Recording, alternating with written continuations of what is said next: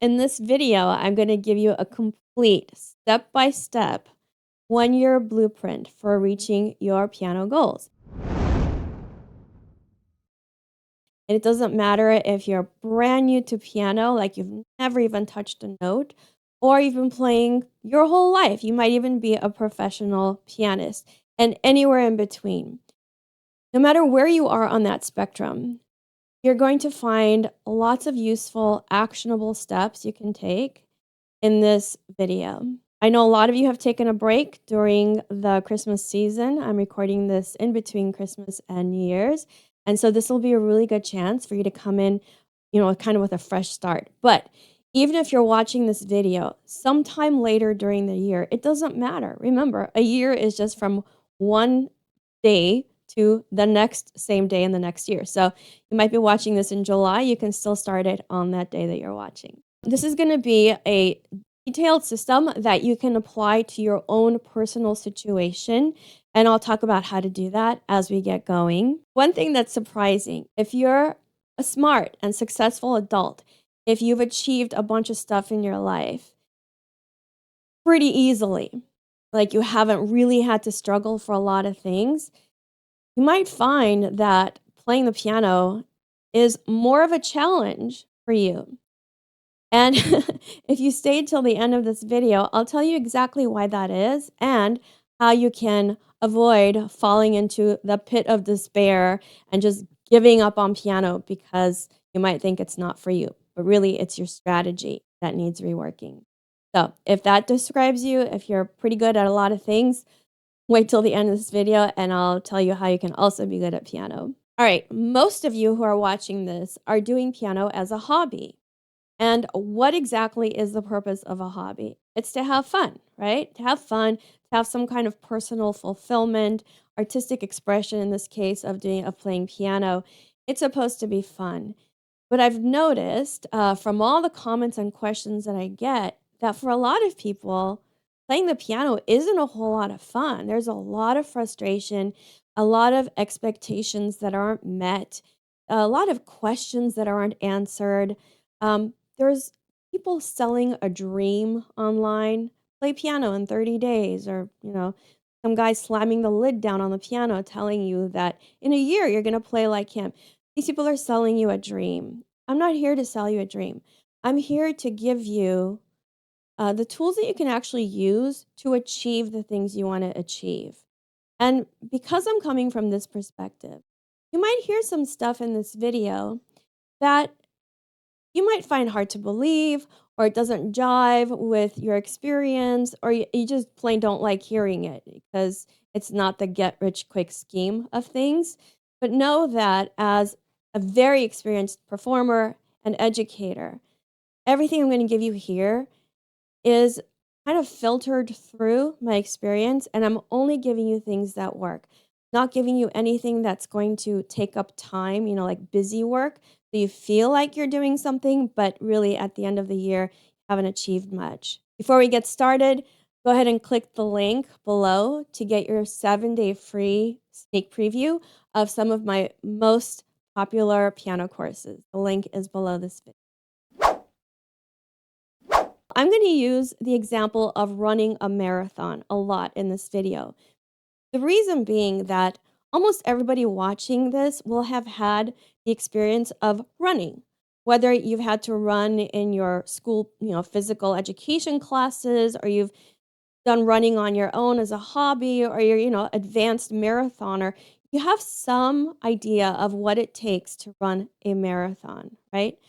So there are people who like to do ultra marathons. Those are like 50 miles of running. There are marathons that take 7 days to complete, things like that. That's a certain level of commitment and love of the game, right? Most marathoners are not making money at it. Then there are the marathoners that just want to complete the marathon, even if they have to walk, doesn't matter.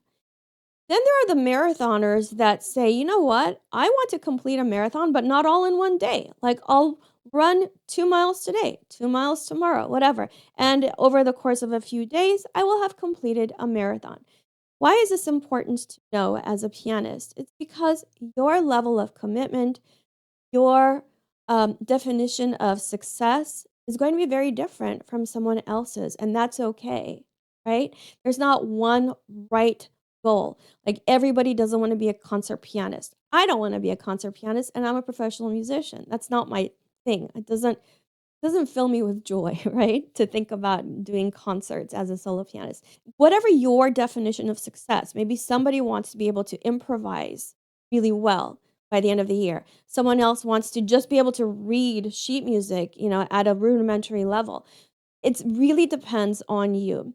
The other reason that I'm comparing piano to a marathon is because marathons take training, they take grit, stamina. I don't care how good you are at running, you do hit a wall at some point. The wall is when your body wants to stop. It hurts. You're tired. But because you know that there's a finish line that you want to get to, you find the strength in yourself to do it, right? And marathons take time to complete, not a sprint where you can run it, I don't know how many meters in a few minutes. It's not that.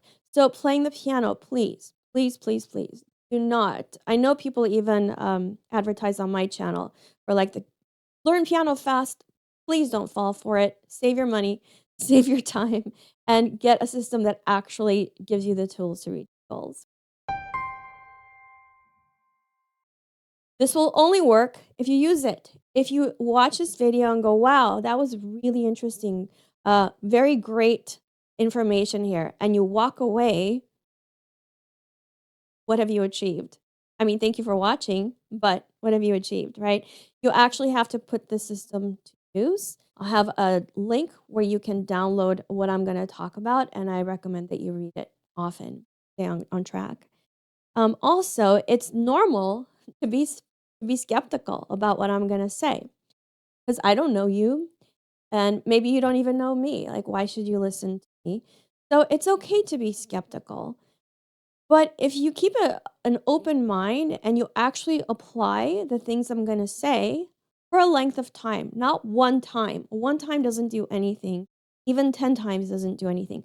Commit for 3 months to doing what I say. And then check your results with, is this really worth the effort? And then if it is, keep going. If not, say, okay, like, did I actually do what she said? I did. All right, she's full of it. I'm not going to keep going. No problem. But at least give it a shot. I know it works. I know it works over and over with lots of different kinds of people. Number one, this might be something you've heard before, but I really want you to do it. I want you to play along with this game. This isn't a show you're watching on TV. This has to be like you actually doing the things that I say. Like, be super specific. What do you want to be able to do? The goal might be I want to be able to play a particular song or a piece, a classical piece of. It might be I want to be able to play a certain level of songs. In that case, I would say you need to be a little bit more specific. Like, I want to go on a trip. Where? I don't know. I just want to have fun. Well, where? I might send you to Colorado for skiing, but you tell me later you were afraid of a cold. Well, the goals were not well defined. Maybe you want to be able to read piano sheet music well. Maybe you want to be able to play songs by ear. Maybe you want to be really good at playing chords for yourself to sing along to. Be very, very specific and write it down. You don't have to limit your goal. For example, I'll give you like a really extreme. Let's say you've never played piano before. You're just starting now. And by day 365, you want to play Fantasy Impromptu by Chopin all the way through. Is it possible? I think that it is. It is possible if you have the right training, like the right mentor leading you along. Like, you wouldn't try to climb to the top of Mount Everest by yourself if you had never gone mountain climbing before, right? That's just stupid. You're basically gonna die. You get a Sherpa, and even then, some people die. But this video is not about dying. But my point is, you need a mentor. Usually, we call that a piano teacher. All right. And if your goal is that in depth, like that much of a leap, I would recommend getting a one-on-one coaching, not just courses, because what you're trying to do is really high level. Okay. But it is possible. I know it's possible. You get the right teacher, and then your level of commitment has to be very high and it has to be very consistent. You cannot let anything else get in the way of your daily practice. If your goal is to go from zero to fantasy impromptu in 1 year, possible. It's not easy, but it's very simple. Okay. You set the goal, you find the right teacher, and you do the work. Boom. You're there. I promise. That's a guarantee. But all those things have to be in place. Okay. All right. Let's say you're more realistic about your schedule, about your level of commitment, whatever it is, you're going to set your goal here. So I'm going to give you just a second, like a second right now. Get a piece of paper, anything that you want to do at the end of the year, at the end of 1 year. I want you to write it down, or just actually write it down in the comments right now. I'm really curious. If you find yourself hesitating here, there's a reason for that. And I'll tell you what that is. It's hard to commit to something if you're not sure that you can do it, if you don't trust yourself to follow through. How many times have all of us set goals that we didn't follow through on? Could be a weight loss goal. It could be a goal of getting in shape, or finally cleaning out the clutter in your garage. We've set a lot of goals in our lives. And the more goals we've set, the more chances there are that we haven't met those goals.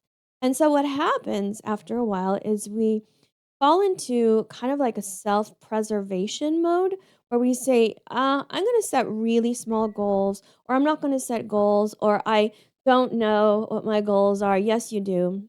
Yes, you do. Yes, you do. You just aren't willing to put it yourself on the line.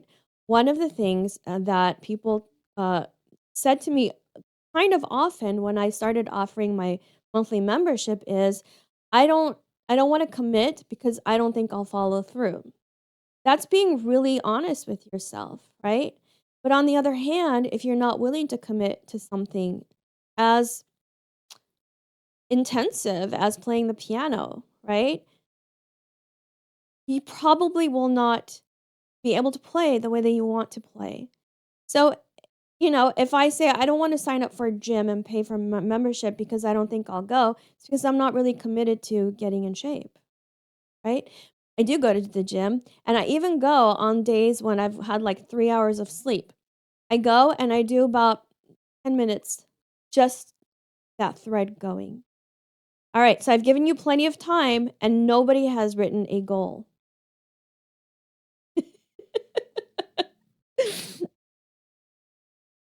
One goal for the year.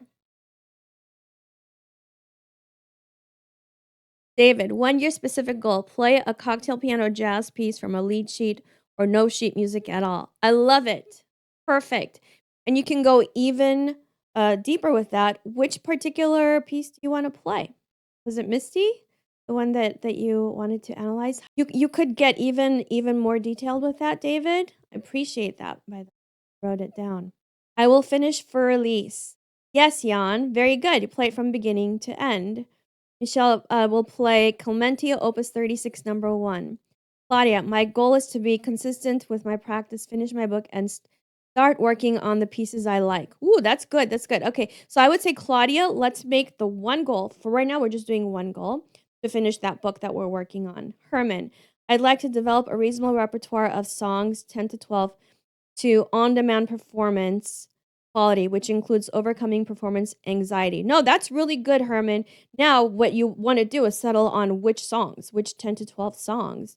And by the way, you can change it as you go. It's okay, right? Anna, complete 2 more of my courses, learn Autumn Leaves and play it well. All right, I love it. Linda Fowler, you will learn Moonlight Sonata. The first movement, the third movement, the second movement, which Be more specific. Do you notice just by writing down your goal, it's a little more real? You named it. And when you named it, you imagined it. So, as a musician, as any sort of artist, but we're talking about piano here. As a musician, you have to have very strong imagination, not because you want to create things or even because you want to play musically, but here's where the imagination comes in. See a future that hasn't happened yet. Every time I learn to play a new song or make a new arrangement or compose a new song, in my mind, I see a future that doesn't exist right now. For example, if I don't know how to play a song, I don't know, Can't Help Falling in Love. I know how to play, but let's just pretend I don't. I don't know how to play Can't Help Falling in Love. But in my mind's eye, I'm imagining a future where I can play it. That's what allows me to learn the song. If I'm making up a piece, if I'm composing, that literally does not exist anywhere unless, you believe it's in the ether somewhere.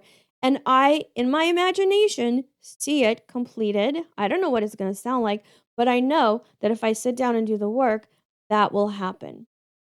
And if you look anywhere else in your life, if you cook, if you decorate, if you do design, anything, if you fix cars, anything at all, you have to first see the future that hasn't happened yet, and then you work toward getting it.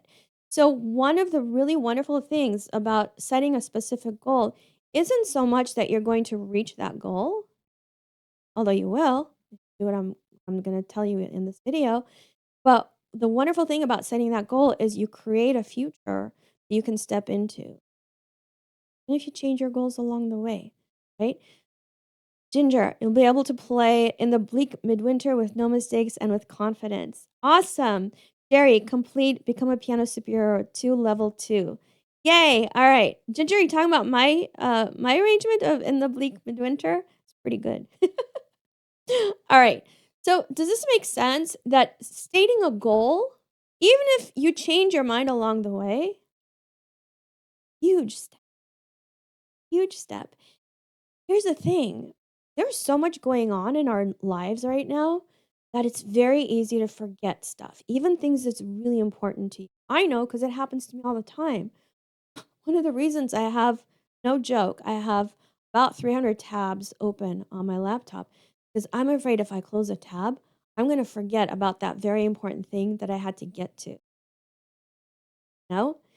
Oh, yes. Thank you, Ginger. I'm so glad you're playing it. Hopefully you'll post a video when so what you could do, what I really suggest you do, I do this too, is write then that goal and put it somewhere where you're going to see it every day. And then the next week move it somewhere else because after you see it every day for about a week, you'll stop seeing it. It'll just become part of the atmosphere, the background. You want to put it where you're going to keep seeing it and it's going to stay fresh in your mind. I know it sounds kind of woo woo, but believe me, I have in my membership, I have more than 60 something products like courses, tutorials, books, master classes. How do you think I came up with that stuff? I'm teaching you how to do it here. Okay. Everything I'm telling you, I've used for myself and I'm going to use this year to reach my goals that I have for this year. And at the end of the year, I'll show you what I have achieved. Okay. It works. I'm telling you, it works. Stated your goal. Here's the next thing. Why do you want this goal? Why do you want this goal? I'll tell you why before I even know you personally. It's because you want to feel a certain way. That's all. We're going after a feeling. So let's narrow down. What feeling will you have when you achieve this goal? Write it down in the comments. To feel progress. Yeah, that's good. And maybe if we make that into an actual feeling of like achievement, maybe you feel proud of yourself, or maybe you feel, I don't know, you'll have to tell me, Claudia. When you feel progress, you feel something like, I did it. What is that? I did it. That feeling. Wanna play the piano with confidence. Satisfaction, yeah. Jerry, I think that's the word that Claudia is also going for, satisfaction. Wanna play piano with confidence. And Anna, how does it feel when you're confidently playing the piano? Accomplishment, I love it. Accomplishment, satisfaction, confidence, progress. Like, I'm getting excited just saying those words. Say it to yourself. Write it down. Again, I know, like, Claudia and I did that, right? I gave we Claudia and I t she takes lessons with all the time, like 2, 3 times a week, and we talked about why was she doing this? Because 'Cause she's got a beautiful piano, she's very dedicated. Why are you doing this? What do you want? And we came up with a word that really resonated with her. I made a beautiful graphic, and I sent it to her. And, Anna and I also did this. Anna also takes lessons with and Anna, I haven't seen your word in a while, we haven't talked about it, but Claudia has it right there on her music stand, and every time she achieves something, she takes it out and she goes, "Look, I'm actually getting this word. I'm feeling this word." It works, okay? Because human beings, we are drawn forward by emotion. We live in emotion, okay? Self-discipline. You're welcome, Claudia. Accomplishment. Anybody else want to chime in? Well, how will you feel when you achieve this goal? It's 1 year from now, whatever today is for you. It's that, and you have achieved your goal. How do you feel? Masterful. That was your word, Anna.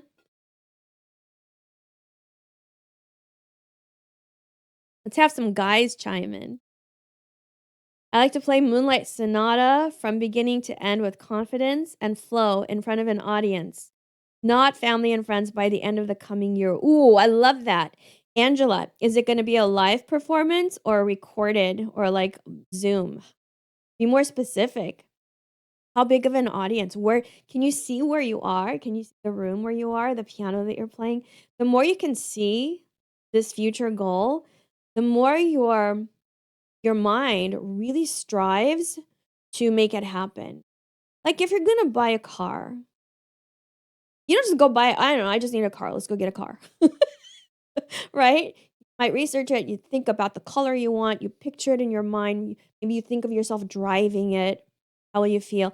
So the more detail you can see about this goal, the more likely you are to stay with it for a year. Your mind will work underneath the surface to make it happen. You have to see it in your mind. In front of 12 or less individuals live. Perfect. Perfect. So start seeing where you are achieving your goal. What are you wearing? What do you look like? How do you feel? More importantly, how do you feel? Are you scared? That's not a goal I want. I want to feel good. I want to feel like I did this. I made people enjoy music. I lifted their spirits. I connected them to emotions that they want to feel. I gave service to the music.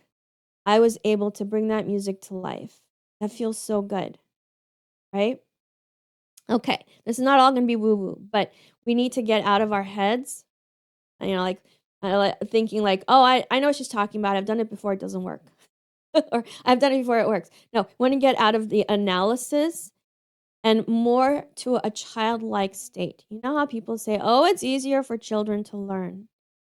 You've read my book, Practice Makes Permanent. You'll see all the reasons why that's not true.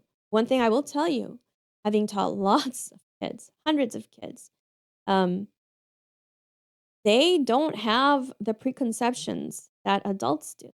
They don't know. And they know that they don't know, and they're okay with it. And so it's a lot easier to teach. You don't have all those stories. That goal you just talked about and the way that you're going to feel.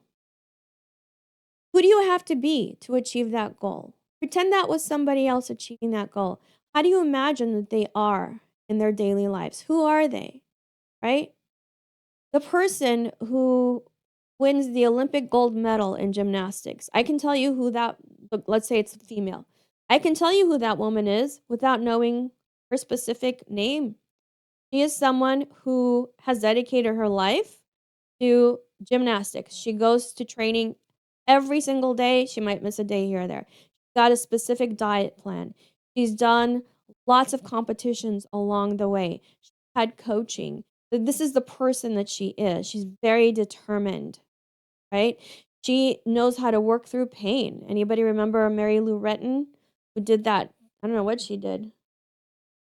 She did something with a broken ankle and won, which was horrible. She really think it was her.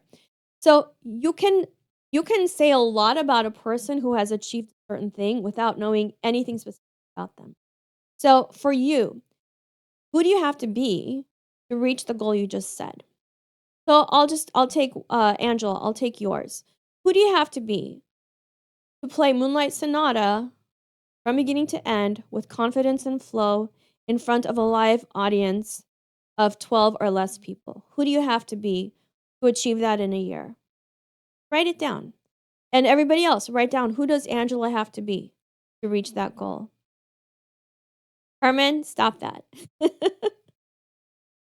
Lots of gifted people never achieve anything in their gifted field because they don't do anything, right?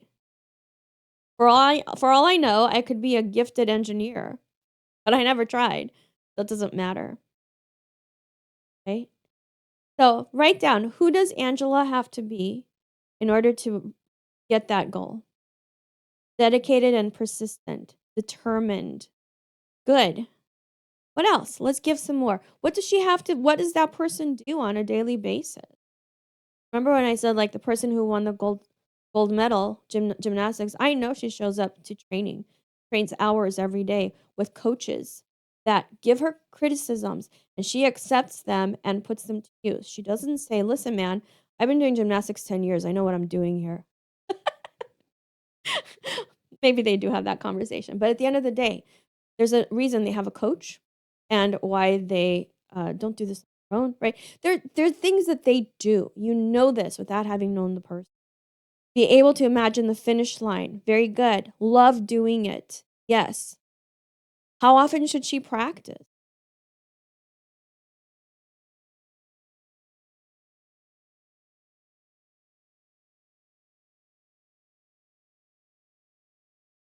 How often should she practice performing? Because if you wait until the day of your goal to perform in front of 12 people, that's going to be that's going to be a lot of pressure. We don't want to build up that kind of pressure. We want to make sure that you're performing. Another thing you need to do, performing along the way. First, you start just performing for your cat or your dog, you know what I mean? Family. And you make it less and less comfortable as you go.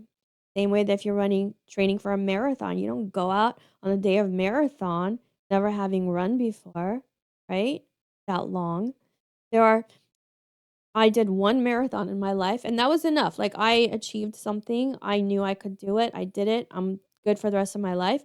But I trained for a year with the LA Roadrunners, and we had increasingly longer uh, races along the way to the full marathon, right? So every day she has to practice, be able, okay. So I hope that you're going to also, Angela, put in places where you can practice um, the persistent belief in self, state affirmations, learn, listen, be consistent, use all of the knowledge to excel in the next challenge. And when finally performing in front of the audience, Jan is saying not just a question of amount of practicing, but also practicing habits. That's right. We'll talk more about that. I was hoping this was going to be a short one, but I think we're going to just keep going. And, if you need to go, that's fine. You can see it later. Absolutely. Practice habits. All right. So you want to apply this to yourself too, right? Actually, sorry, touching the mic. Actually, write down, who do I have to be? You cannot be the same person you are today and achieve something you've never achieved. Those two things cannot exist in the same universe. You have to change. Not saying you have to change it completely, but parts of you have to evolve, right? A child cannot become an adult without a million changes happening physically, emotionally, everything, right? Mentally. So if you're no longer a child, if you're watching this, if you want to get from where you are right now to that person in 365 days who can do what you say you want to do, Parts of you will have to adjust and change and grow. That's a given. It's not negotiable. Here's where we come to kind of the marathon part. When you first start something, this is also in my book, Practice Makes Permanent. When you first start something, we'll just say it's the first of the year, starting a weight loss journey, a fitness journey. You're very excited, right? Got all the motivation. You've seen the end goal, start going for it. All right. And then as time moves on, and maybe you don't see the changes right away, maybe things happen in life, you get busy, you will start to lose motivation from time to time or get busy or something happens, you get sick, right? There will be times when you can't stick to your this is the person I need to be goal. So, how will you stick to your system in those times? You do have to plan for this, right? If you don't plan for it, here's what will end up happening. You'll get off the plan, your system. You'll say, "Oh, I get back to it tomorrow, the next day." And then you start to feel guilty. Then you start to think, "Man, I've had to accomplish so much and I don't want to go back." And eventually what happens to most adults, maybe this isn't you, is they just stop playing. I used to play piano. Yeah, what happened? I don't know, I got busy. I wasn't getting good. That sort of thing. So you have to have the plan B. What are you going to do when you're not motivated? What are you going to do when you get so busy that you can't practice for a little bit, a couple weeks? What are you going to do if a family member gets sick? What are you going to do? You need a plan. So the way I address this for myself in my own life, if I really need to take time off from something that I'm trying to achieve, say making courses for you guys, if I really need to take a day or two off, it's hard for me to do. But if I have to, right? For example, my aunt died last year. I had to go to LA because I was trying to catch her before she died, but I didn't make it. So I was in LA for couldn't work on my what do you do? All right. In those cases, what you can do is give yourself a break. It's okay. We're not machines. Human. It happens. The next thing you can do is still imagine that future you. I was still imagining getting the membership ready for you. From back then, really a long time. I was imagining what it would look like. I was planning out, how I would help you navigate all the stuff that's available. I was imagining myself telling my friends, you know what? I actually did it. I made this place where adults who are dedicated to learning piano can come and find the things that they need all in one place. So my future, the future me that is here now, pulled me forward toward my goal, kept me on track, even at those times when I couldn't take immediate action. Then as soon as I was able to, I got back to work. That's the next step, right? Get in as soon as you can. Do something. You can't dedicate a half hour to practice. Sit down at your piano and wiggle your fingers a little bit just to get that sound out of there. Ease in, okay? You might have your own ways that you've developed over time of, you know, pulling or pushing or motivating yourself through those times when natural motivation is lacking. So if you have like a way of getting yourself through hard times whenever you've set a goal, put it in the comments. I would love to learn from you. All right, I'm going to talk about the most common questions I get. How do I find the time to practice? I'm very busy. How do I find the time to practice? So, busyness, being busy is the modern plague. I don't know anybody who's not busy. Even little kids are busy, right? So, if you wait for a time when you're not busy, it's not gonna happen. I've known so many people who have told me as soon as I retire from my job, I'll have more time, and every single one of them got even more busy after they so there is not gonna be a time when you're not busy. Whether you work, you don't work, you're a parent, not a parent, whatever, you're always going to be busy. So how do you find time to put in piano practice into your regular schedule? Number 1, it has to be something you really wanna do. Okay? If you don't really want to play the piano, you will find all kinds of things to take up the time that you should be practicing. But let's say you really, really do want to play and you're extremely busy person. I talk about this also in my book, Practice Makes Permanent. There's a thing called inertia. It's the first law of physics that an object in motion will stay in motion unless an outside force acts upon. So, what does this mean for you as a human being? It means that we get into inertia with our day. We have habits, we have schedules, with things that just kind of happen.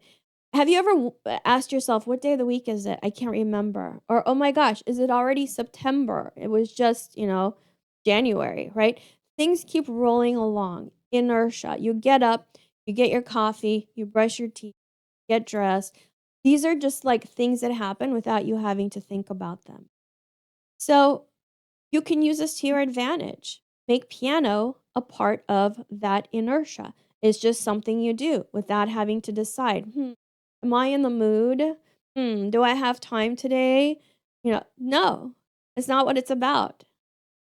Put it into your daily schedule, even if it means it's a 5-minute practice session. Doesn't matter. If you get the inertia going, then when you do have a little more time, instead of, and there's no judgment here, okay? But instead of sitting in front of the TV, tuning out, or scrolling on social media or whatever, you'll say, hey, I have 15 minutes, I'll practice. Why is social media so time consuming? Because they're using inertia against you, right? You're there scrolling. Easy to keep scrolling. It's harder to stop and start another segment of your day, right? You can use this to your advantage very easily. I never turn on a TV. I happen to be living in a house where there's a TV. It's never on, ever.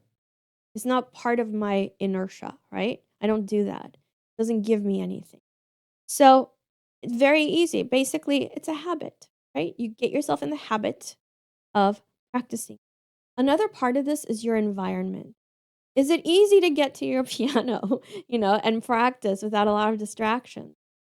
If it is, if you have your own special room or something like that, you're going to be more prone to going in and practicing. If if your piano is in the living room and people are coming and going, this is not setting yourself up for success. Find another way. Your environment also includes the people that are around you. Are the people around you supportive of your goal of playing? Or do they think it's silly? Or are they threatened by it? Many times, people don't like it when you get better at something because, not because they don't care about you, it's because then you're changing. And when you're changing, they have to change with you. They have to keep up with you. They have to learn to relate to this quote, new you, right? Also, when you achieve something and the people around you don't, it reminds them, sorry, but it's true, it reminds them that they also had goals that they did not achieve. All right. So, are you surrounded by people who are supporting you in what you're doing?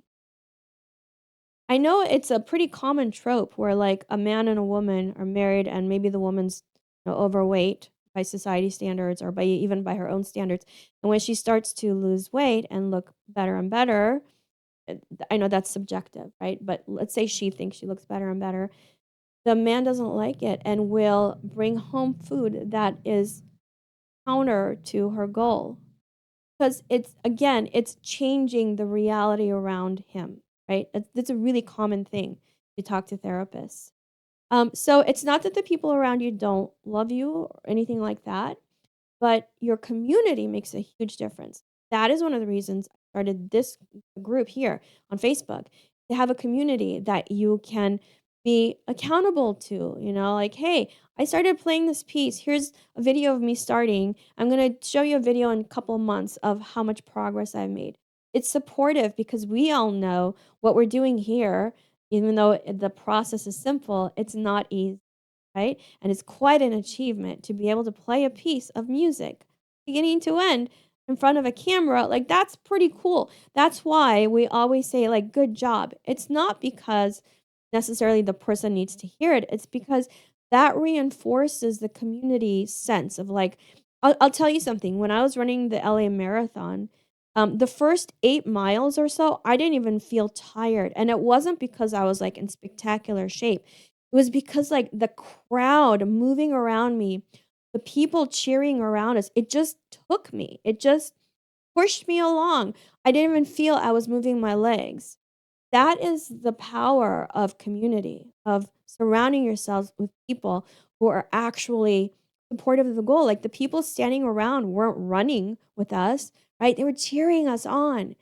They were supporting us. It felt magical. I'm telling you, I didn't feel tired in the first 8 miles. I felt tired later. But, that is the environment. It's not just physical, it's the people that are around. So, that's how you find the time to practice. You make it. You make it a part of your life, and if you drop off for a while for whatever reason, come back in the smallest way that you can, and then you make that bigger and bigger. There's not gonna be someone that comes into your life and says, "Here's more time.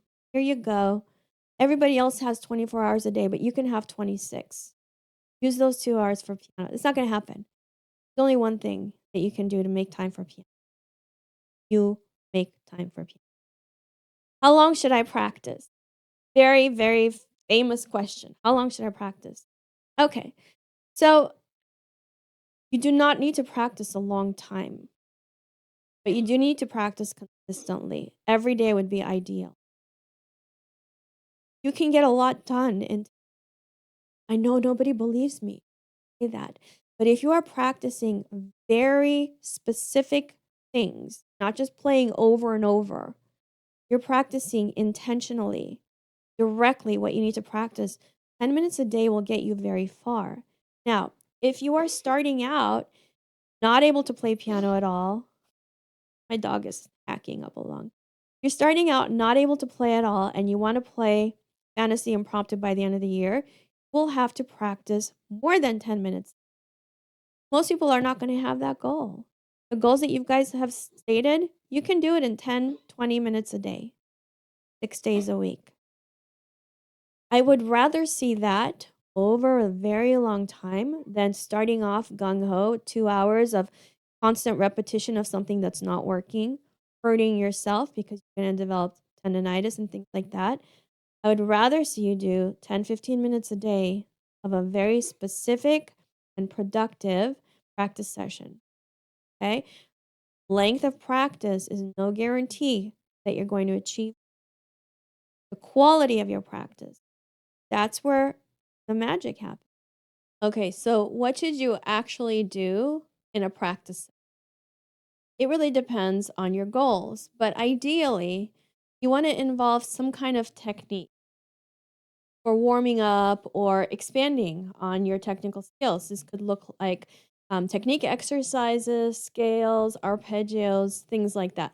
So basically, you're working on your physical skills and also on the way that your mind and your body are relating to one another. You want to do some kind of review of stuff that you already know, like songs that you already know how to play so you don't forget them, or parts of a song that you've already learned so you can keep it in your fingers, right? So that would be a review.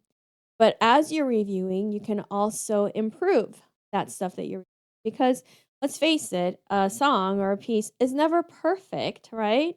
There's always things that you can adjust about it or get better, that sort of or, make experiments with how you play it. You can work on some new stuff, like you're learning a new section of a song or a whole new song or something that you haven't worked on before. So this could be anything, whatever you decide that you want to work. You might work on your sight reading. Sight reading does not mean being able to read sheet music. Sight reading, I know it's used the wrong way by a lot of YouTube. Sight reading means being able to play from sheet music at first sight without having practice. That is called sight reading.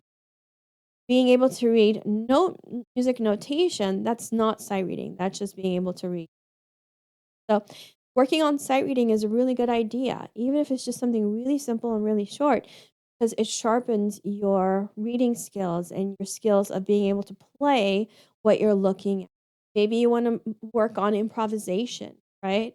Then you practice that sort of thing. Whatever it is that your goals are about, those are the things you want to work on. But ideally, you do want to incorporate some kind of technique exercise, getting your fingers and arms and body to move well at the piano.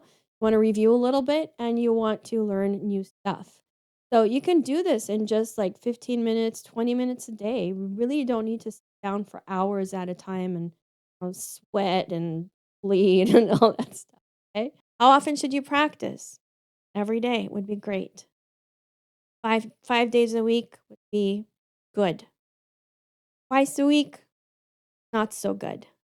Once every couple of weeks, that's not practicing.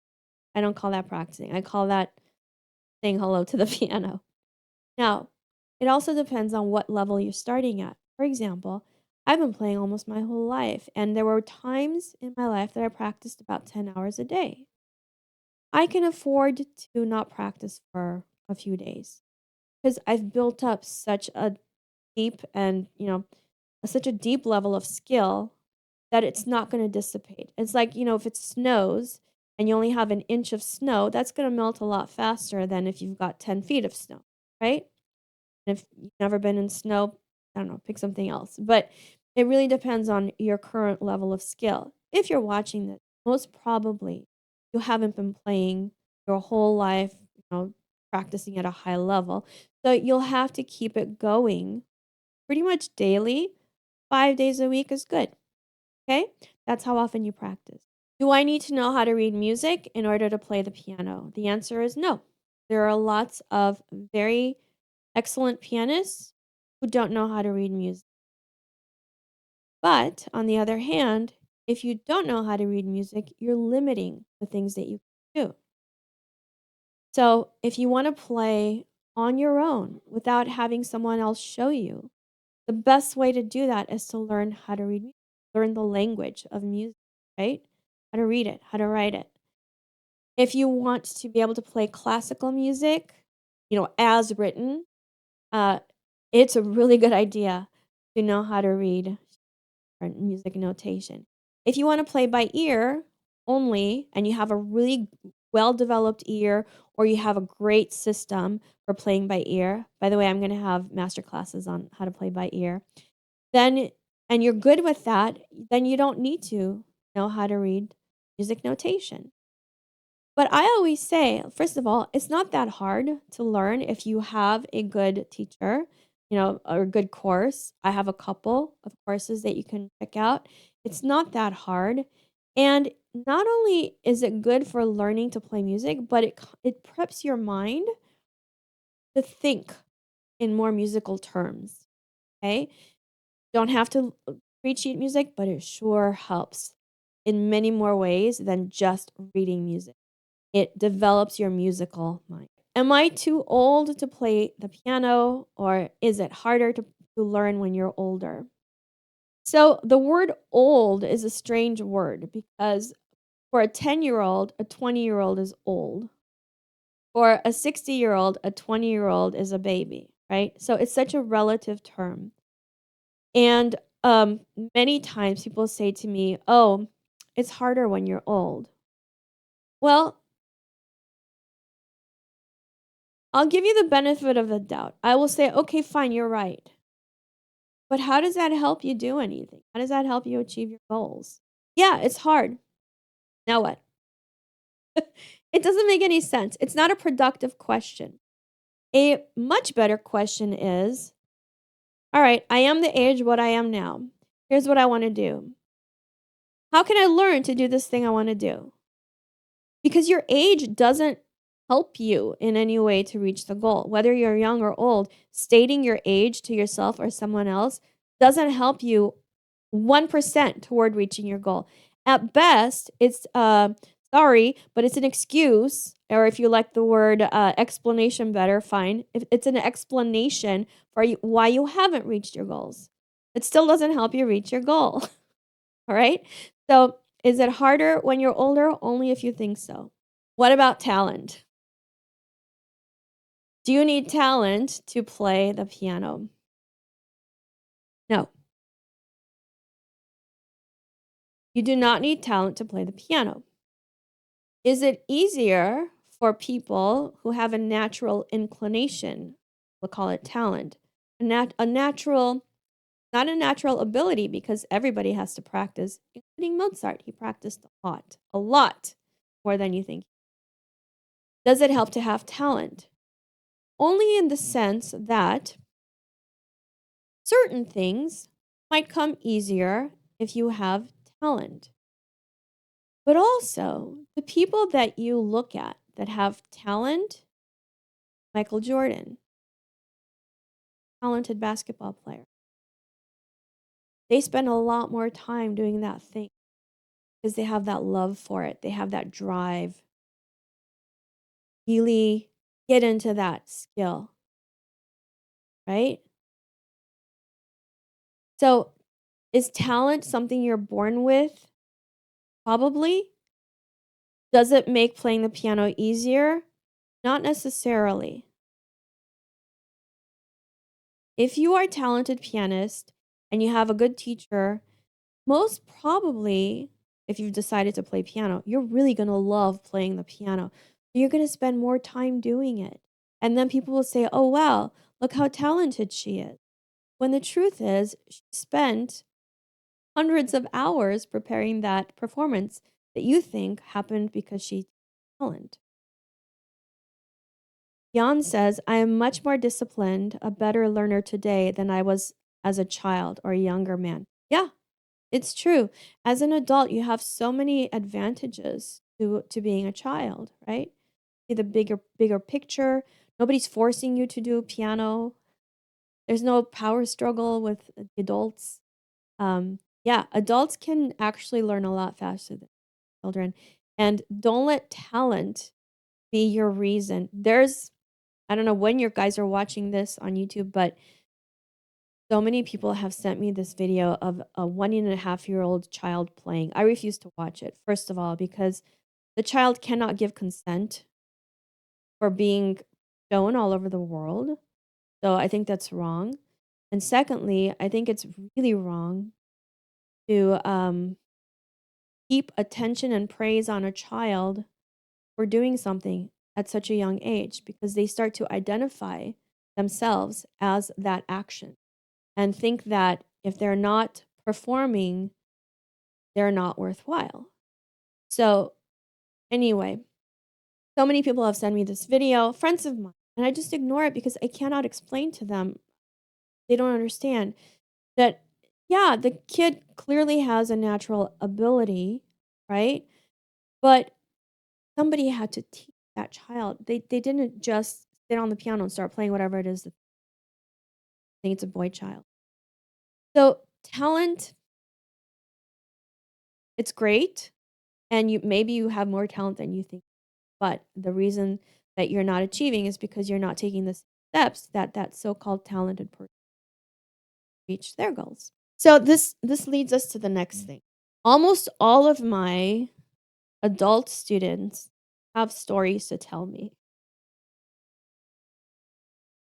Stories and explanations about why they are the way they are, about why they weren't able to do things before, why they're not able to do things now. Story upon story, explanation upon explanation. And I often tell one of them, if we were sitting around having a cup of coffee, I would love to hear your stories. But as your teacher, listening to your stories is not giving you any sort of service. Okay? You can either have your story of why you don't have something, or you can have the thing, right? So let's just say before I ran the LA Marathon, my story could have been I don't have a naturally athletic body. You know, I have an hourglass shape, don't have really long legs. I wasn't brought up in sports.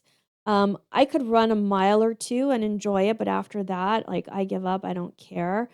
This is not important to me. There's so many stories, right? As a child, whenever the other children were choosing teams for games, I was always chosen last. When a ball came at me, I would hide from it. I could not run around the track as fast as I have all these stories. And I could have stayed with those stories and said, marathon is not for me. And everybody would have said, yeah, you know what? You're right. You don't need it. Who cares? Or I could say, I want to run a marathon. How do I do it? Boom, no story. You notice there's no story there. Leave your stories behind.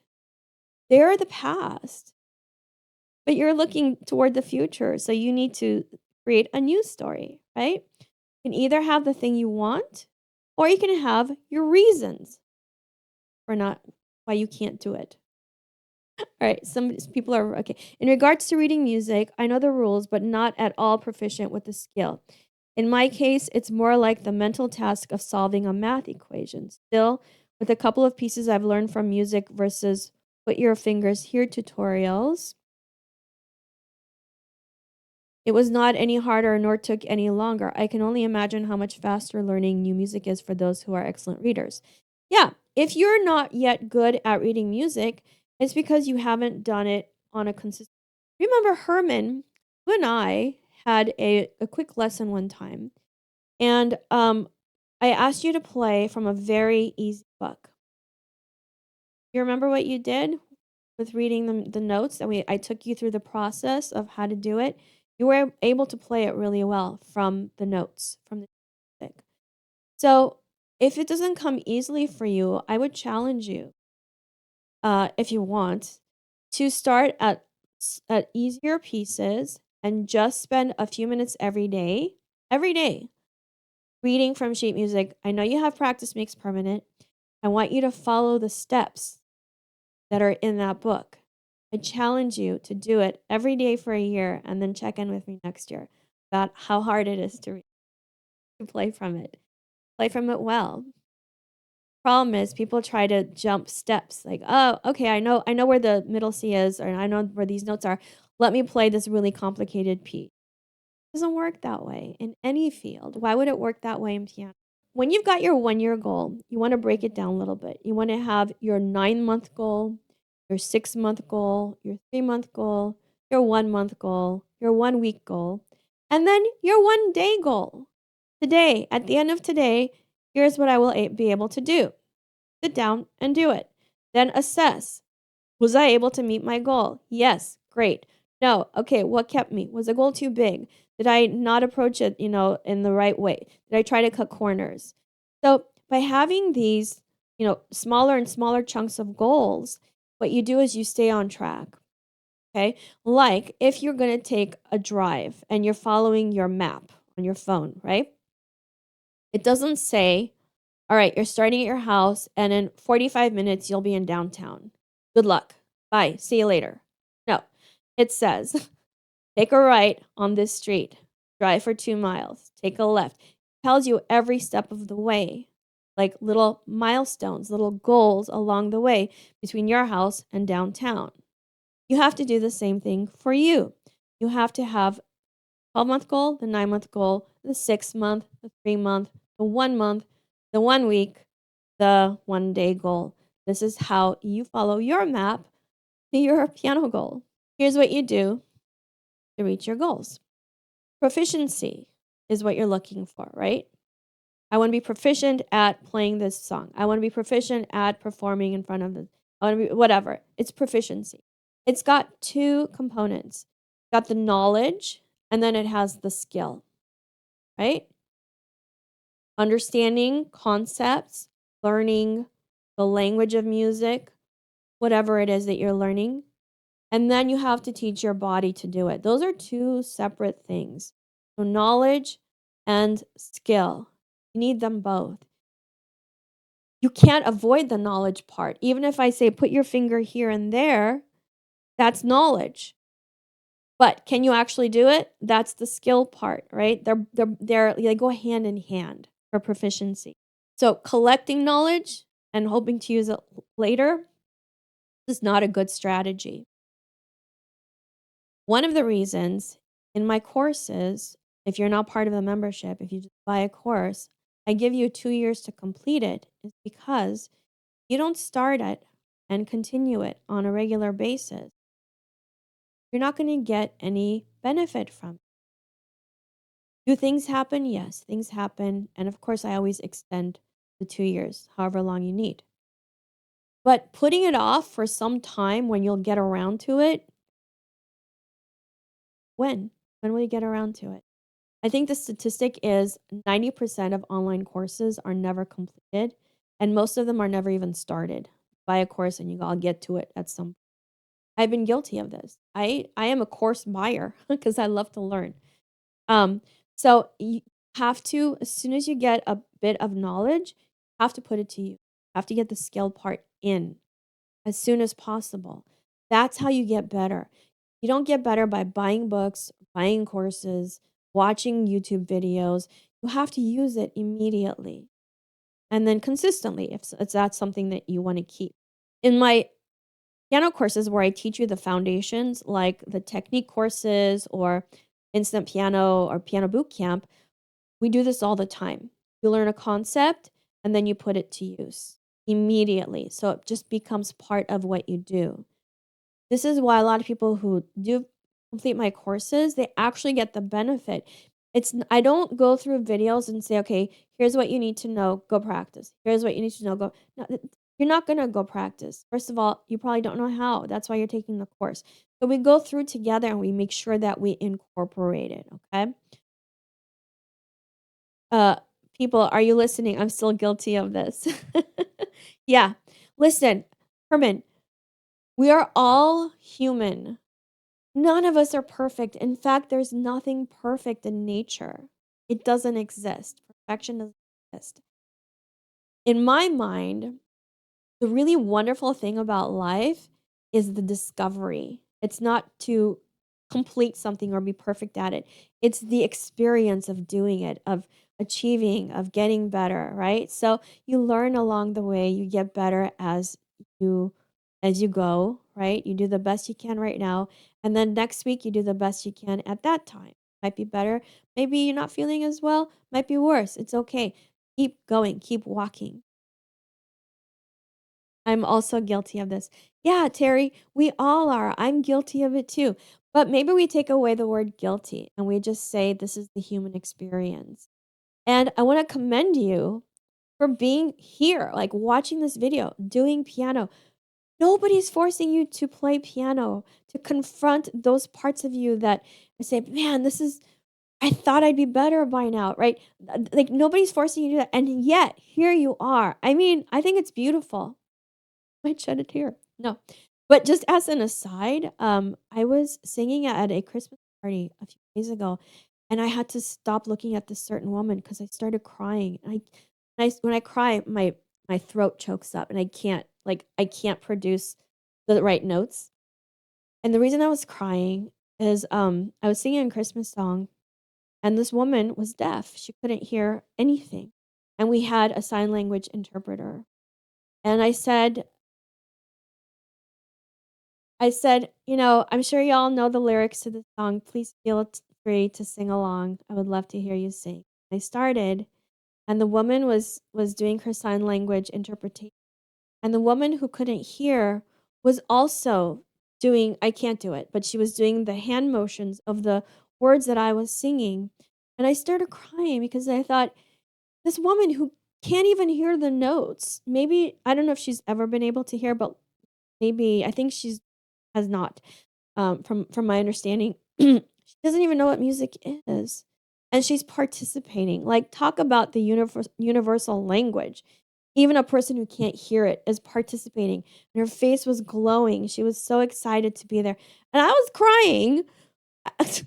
So I had to, like, literally not look at this woman so I could sing. There is something so magical about music. And I love that we're all here doing this, right? We could live life without ever playing music. That's not the life that we want to live. I love it. Here are the skills that you need to play the piano. You have to be able to think in the language of music. That doesn't necessarily mean that you have to know how to read music notation, but you do have to know the language of music.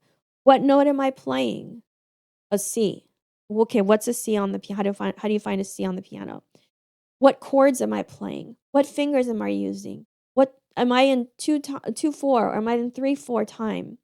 But there's so many parts of the language of music that you need some way to organize your thoughts, right? Even if you're just listening to music, you kind of already have a language of music. Like, a song is fast or slow. You know if it's sad or happy at the very least. You know if it's rock, you know if it's blues, right? But as a pianist, you have to have more depth of knowledge of the language of music. So what that might look like is you learn how to read sheet music. You learn how to find different kinds of chords, how to play the chords, don't play by chords. You learn about rhythms. These are all part of the language of music. You can't avoid it.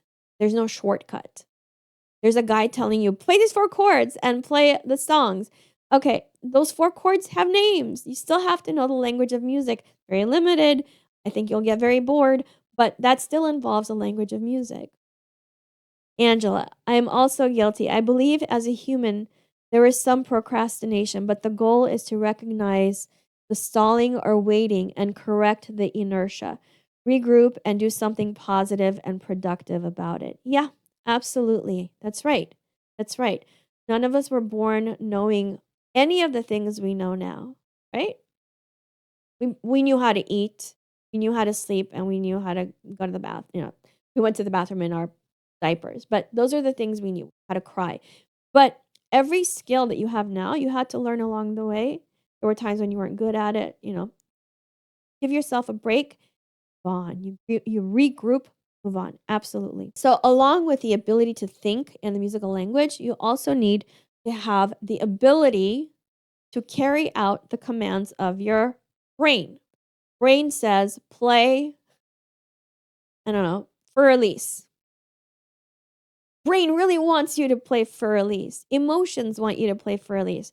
Your body says, okay, but how? That's the part you have to learn, right? The physical skills. It's the coordination between the mind and the hands. You're able to use your hands for doing lots of things, but you have to learn specific skills for playing the piano, specific physical skills. You need things like finger independence. Like, how do I move my fingers back and forth? You train them. You don't train them in the game. Imagine if a basketball team only went to the games. That was their training. They never did any sort of drills. They didn't do any sort of physical endurance, nothing. They just went to the games and tried to play the games. How successful would they be? This is how a lot of adults approach playing the piano. I want to play this song. Wonderful, but you cannot learn the skills of playing that song while playing that song. This is why I have all of these technique courses so that we can go through very simple movements and get those skills in place. A basketball player learns how to dribble. They learn how to pass. They learn how to dribble while walking. They do, all kinds of different things that don't relate to a game but are involved in playing the game, right? So by trying to save time, skip to the head of the line, so to speak, and I don't say that in any negative way. If you don't know, you don't know. You think, oh, yeah, this person said I can learn in 30 days. This person said I need 6 months. I'm going to go with the 30 days. The 30 days guy is trying to make money off of you. The 6 month guy probably is giving you a system, right? So don't try to learn the skills you need to play the piano in a piece of music. They're not the same. There's too many movements involved, too many different movements involved in a piece of music for you to really coordinate what you're doing. And that's why it takes you years to learn a song. And it takes me minutes because I have those skills, right? Yeah, I've worked on it for years. You need hand independence. What is each hand doing? Piano is a two-handed instrument. You need hand coordination. Not only is what each hand doing, but how are they doing the stuff together? Like who does what when, right? You need to also know how to move in a way that acknowledges your natural body mechanics.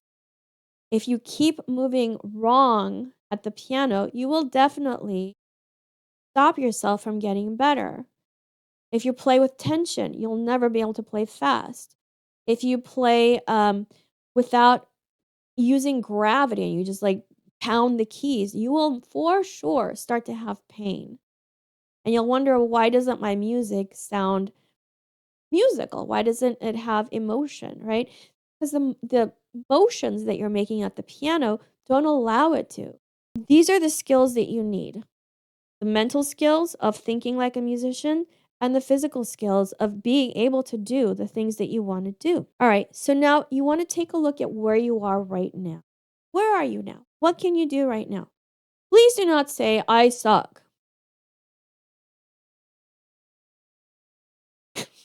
In my lessons, when a student, and this is adults who are perfectionists, adults who are used to doing really well, will play something and I will say, tell me 3 things you did well in that performance. Or a whole lot of silence. Uh, well, I finished it. Like, right? And then I say, well, tell me what you think you can improve. Oh boy, there's a whole list.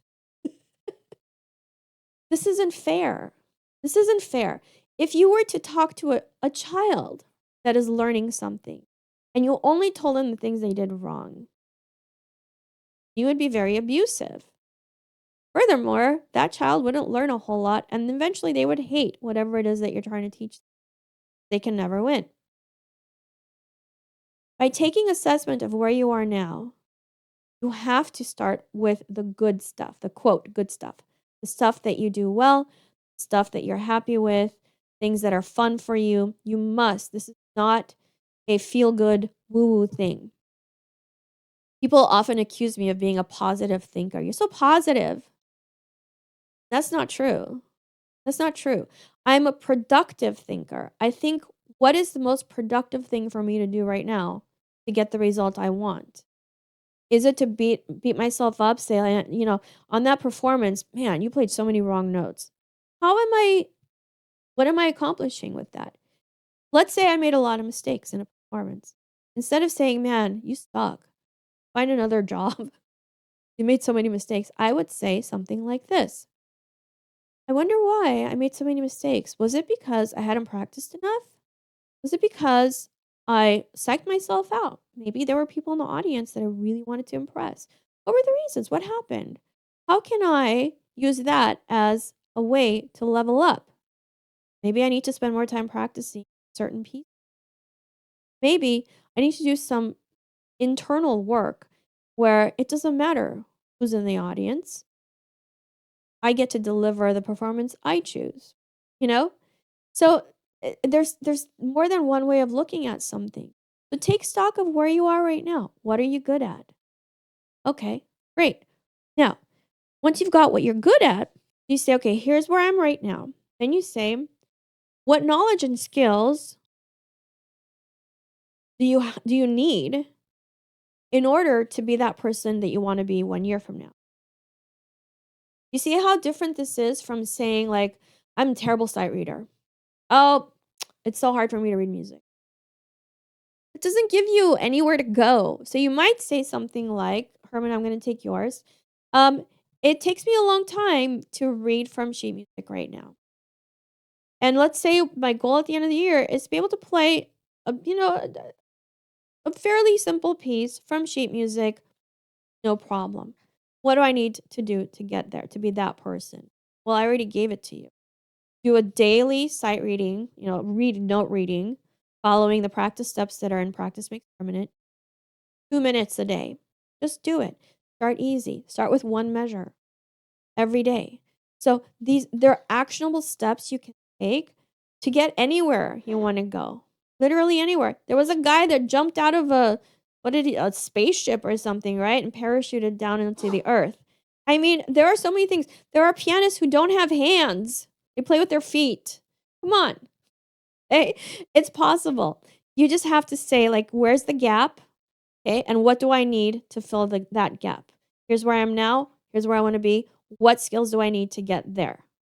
Period. Then you will say, how will I get that skill? How will I get that knowledge? That's where you want to find a teacher, a mentor, communities. Sign up for my courses. They're very step by step, very user friendly. You need a method to get there. Doing it on your own is not a good idea, and I'll tell you why. You don't know what you don't know. You don't know like the insider stuff. For example, I've been making all of my websites myself, not because I want to, it's because I don't know someone that I trust that I can call anytime who can do it. So it's been a very long road of watching YouTube tutorials, doing Google searches, and there are insider things that I don't know that are very simple that take me hours to figure out. I don't know what I don't know, and I wish I had someone that would do it for me and pay them, that I could trust them, that sort of thing.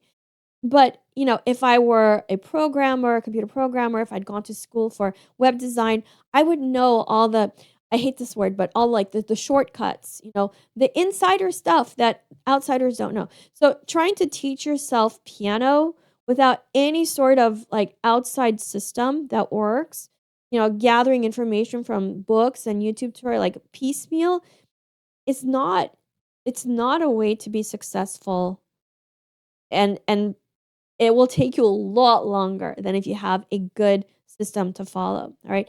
Check out my courses. I'm not just saying that because I want to sell you courses. Like, I made these because I wanted to have adults have the tools. I want to provide the tools that will actually get you the results. And if you've taken my courses, no, okay? How will you know? How will you know if you're on track for your goals?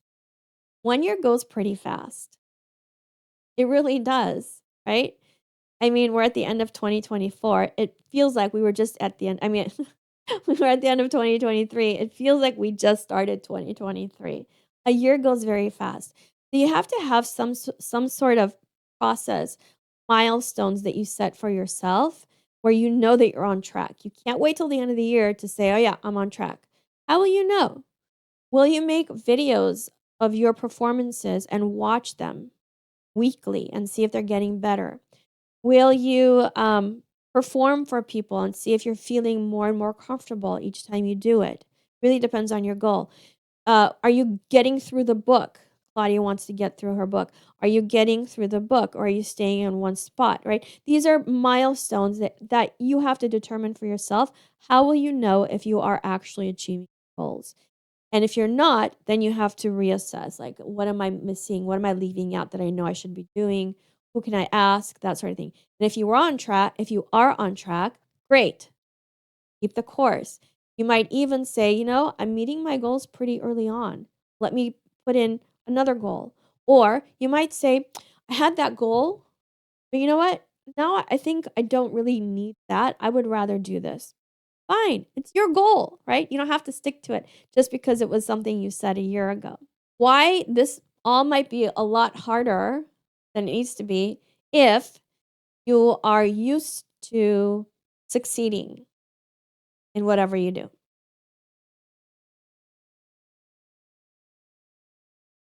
Why might this be harder for you? Well, has anybody known someone who in school was like that genius kid that never studied, right? And they got all A's? Most of those kinds of people, I've known a few, they don't go on to achieve great things. They really don't. The people that you see achieving great things are usually they have a backstory like, yeah, I never did well in school. I dropped out of school, or, you know, uh, for example, Michael Jordan didn't make his, I think it was the high school varsity team. He didn't make it. They have these backstories where they encountered failures. They weren't the wonderkins, right? So why is it that people who achieve things in life might be stalled when they come to piano? A few reasons. If you're used to learning things pretty easily, you never set up a system for learning. Things just came easily for you. So when you come across something that doesn't come easily, like piano, you don't have a backup. You don't have a history of knowing, "Oh yeah, I can be not good at something and I can go through these processes and I know from experience that then I can get good at it." You don't have that history. Things have come easily for you. If you're very intelligent, you might use your intelligence in a way that doesn't serve you. You might say, "Yeah, I mean what she's saying makes sense, but here are the reasons why it wouldn't work." Or, it wouldn't work for me because I blah, blah, blah. Put that stuff aside. At least try. Listen, I'm an expert at playing the piano and I've taught a lot of people. Try, my sister, right? If you are used to being successful and this doesn't happen immediately, piano takes you longer, you might come to a conclusion like, oh, well, I guess I'm just not good at piano. It's not for me. Because in your experience, things happen easily for you, right? So you don't have a system for learning. You're used to getting your way pretty easily, and this doesn't happen. So you think it's not for you, right? You use your intelligence to think of why something can't work. Might say, that imagining the end goal, like visioning, come on, that's dumb. That's woo woo, right? But if you think about anything you've ever done, it's because you kind of saw the end first, right? Remember, this stuff is supposed to be a lot of fun. That's why you're doing it. Nobody's forcing you. If you're not having fun playing the piano, you want to ask yourself why. I know certain people for whom nothing is fun. They think they have to suffer in order to get good at something, they have to suffer in order to achieve something. If that's you, I invite you to think of piano as fun. You don't have to suffer. I don't know anything that I'd want to keep coming back to if it wasn't fun to do, right? Even this is my job and I only do things that are fun. I don't take gigs that wouldn't enjoy. Even pay a lot of money. I don't do it. Money's not my motivator, but find the fun in every day, even if you're practicing, even if you're playing and you're not achieving your goals. Find the fun in it. Without the fun, you're not likely to keep going. Get the blueprint by clicking on the link below, and I want you to read it weekly. I was telling some people that I wrote the book Practice Makes Permanent based on my own experiences, like life stories, experiences with teaching, with practicing, performing, literally from my life. And I was listening to it this past summer. I don't even know why I was listening to it. And I heard stuff that I had completely forgotten and I'd forgotten to do in my practice. So even I, having written the book, needed a reminder, right? So it's not enough to read this, read your goal once, leave it aside. That is not going to work. This has to be an ongoing thing, like brushing your teeth. And if you've read Practice Makes Permanent, you'll know what I'm talking about. Before I go, I want you to know that this is possible for you. Absolutely. I don't care who you are. I don't even have to know you. The fact that you want to play piano and you're watching a video that is teaching you how to get there tells me that you can do it. So don't ask, can I do this? Instead, learn to ask, how can I do this? Because can I do this has only three answers. Yes, no, maybe. All of them dead ends because they don't give you anywhere to go. How can I do this? That's the question. Now you are asking what actions to take, right? You're making a road for yourself. I do want to say that if you are thinking about signing up for the membership, or if you have signed up for the membership, I'm going to link a video below that takes you through like which courses do you do and in what order. And hopefully that will help you to either decide that you want to sign up for the membership, or if you're already signed up, it will give you, a really clear course of action, how to get the best value from the membership, the all access pass. I'm very encouraging. Can't wait to watch again. Thank you, Terry. I'm only speaking the truth. I never blow sunshine up anybody's skirt. I know you can do it. I know you can do it. You have to just follow through, especially on the times when you don't want to. Thank you, Kathy. Yes, a lot to think about. I'm going to get going because I've been talking a long time. Bye, everybody.